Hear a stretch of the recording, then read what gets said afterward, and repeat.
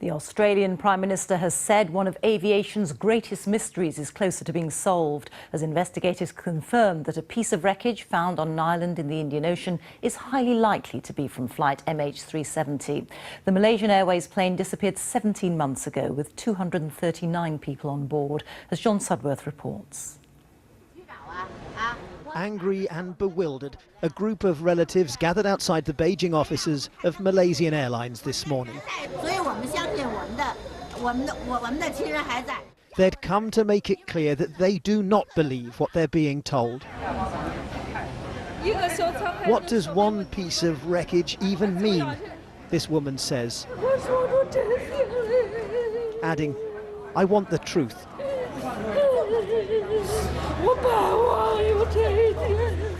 But while the families refuse to accept it,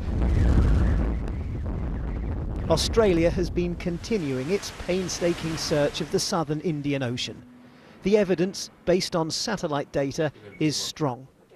And while the island where the section of wing washed up is 2,500 miles from the search area, because of the ocean currents, its discovery is being seen as an indication that they are searching in the right place. What we have found in the Western Indian Ocean does seem to indicate that the plane did come down more or less where we thought it did, and it suggests that for the first time we might be a little bit closer to solving this baffling mystery.